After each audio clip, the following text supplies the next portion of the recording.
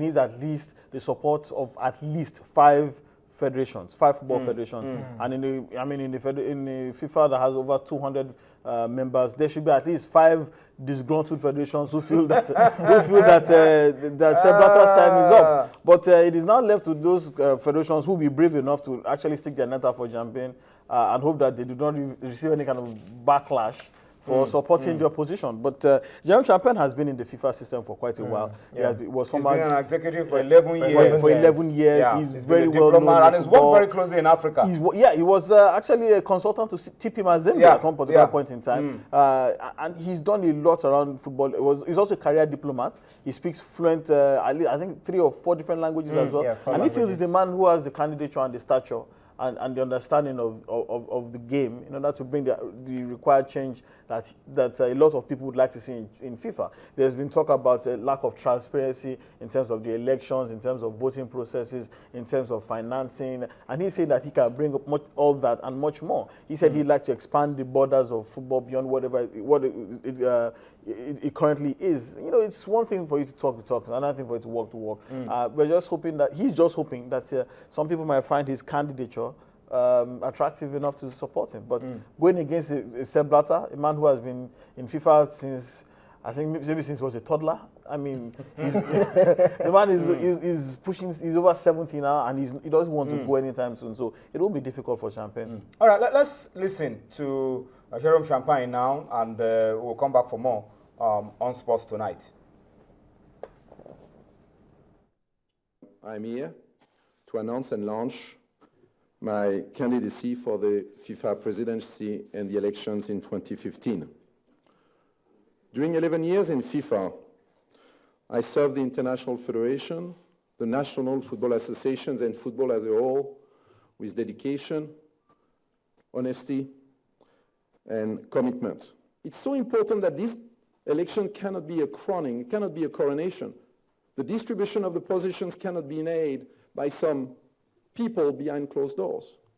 That's why I propose that in the right time, when we'll know the list of the candidates, I propose that in the first semester 2015, all the candidates will appear in front of the presidents of the FAs in the 6 continental confederations congresses in order to debate in front of the presidents. We need a different FIFA. We need a FIFA which is more democratic, a FIFA which is more respected, a FIFA which behaves better, but also a FIFA which can do more. I perfectly understand the need to adjust the international calendar, for example, for the Olympic Games or for the World Cup, to adjust to give a chance to some countries who live in different climatic conditions than us, the opportunity to organize. But that debate, we should have had it before the vote, not after the vote. And basically, if you take Africa, a continent I know well, the World Cup in South Africa.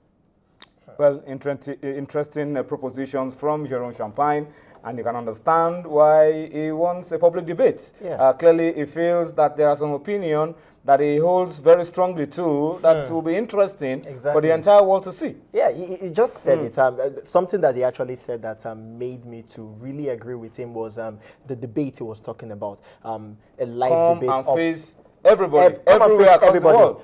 Face all the FA chairmen of in the 6th continent. Let it be a point where they would debate, all the candidates would debate. Sell your program, sell yourself. Like their manifestos, sell it, and let the FA chairman, let them decide of who is going to be the next president of FIFA. But then, like Tunde said, it's really going to be difficult against a certain Sepp Blatter who has been there from beginning, who has seen it all, is going for his 5th term. He actually said he wasn't going to go for this 5th term, but then he's going for the 5th term. And opinions will change.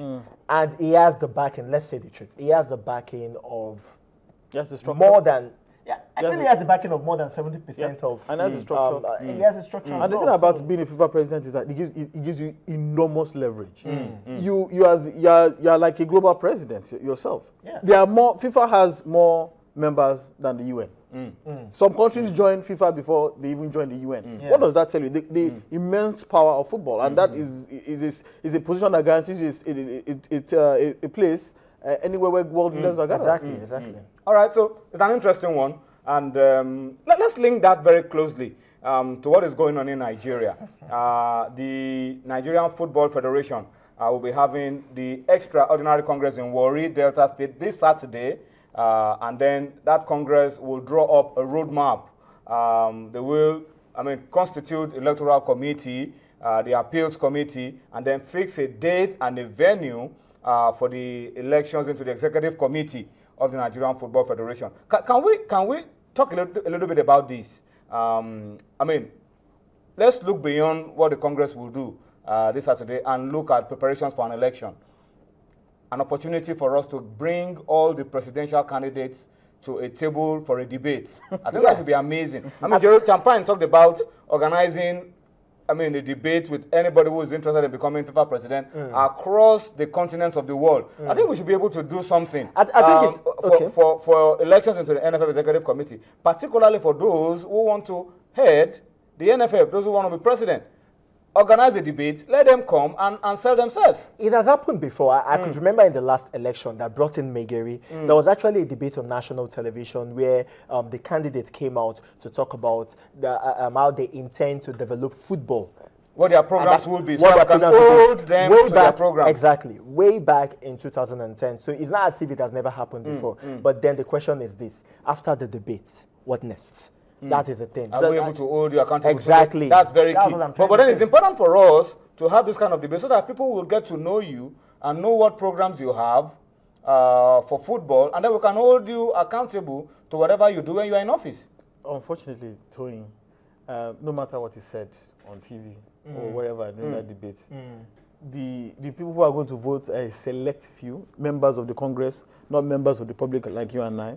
They have already made up their minds on who they want to vote. But yeah, I agree with you. I agree with you. You and I know how it is done. I agree with you. Yeah, a few people will do the voting, but then you are there representing 150 million Nigerians, and you are accountable to them. But unfortunately, you are not accountable to just those 44 people who will vote you in. You are accountable to Nigerians. Unfortunately, that is how that's how the system should be, but that's not how the system is in reality. Because if that was how it was, all the shenanigans that we've seen have been going on with the NFA election crisis, it would never have come to pass. You know, but the thing is that football has always been a sort of a cabal for the select few, run on the behalf of the majority. And it also calls into question the kind of people that we put in the positions, the elective positions, and the people we give the power to elect them. So it has nothing to do with what happens. It has a lot to do with how these people come through the system. But then how do you see it? Do we try to arrange something like this so that you can talk to Nigerians? No. I think it's a fantastic idea. I think it behooves upon any right-thinking sports writers association of Nigeria. They should actually be mooting this, not necessarily, because this is their primary constituency. And whether we like it or not, football is the biggest sport in Nigeria. It is. So they should be mooting this. They should probably have a platform where all the candidates should come forward and tell us why they feel they should be president of. Because let's be candid, the NFA president wields enormous powers. Anywhere he goes in this country, he's treated like royalty. And this is a man who carries the aspirations of over 150 million people, both at home and in diaspora. Because let's be candid, the Super Eagles have fans beyond the shores of Nigeria and beyond the shores of Africa. So these people, we cannot just trust some wayward individual to come and handle our football. And we keep saying that the Nigerian football, it has enormous potentials. We can unlock, we said before, it's almost like a $2 billion industry in Nigeria, but we've not unlocked the potentials.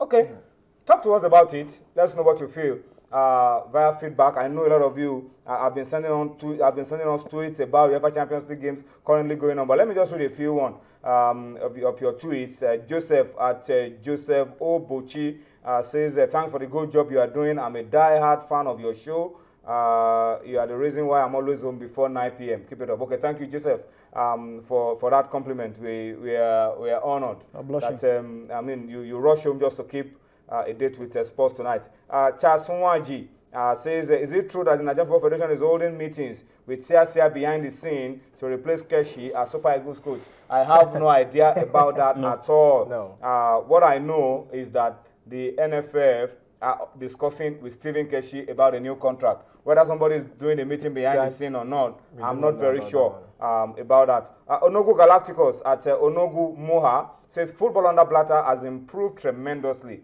I support his continuity. I mean, that's another issue that I want us to talk about very quickly before we go on a break. People talk about continuity. People talk about the devil you know being better than the angel you don't know. But I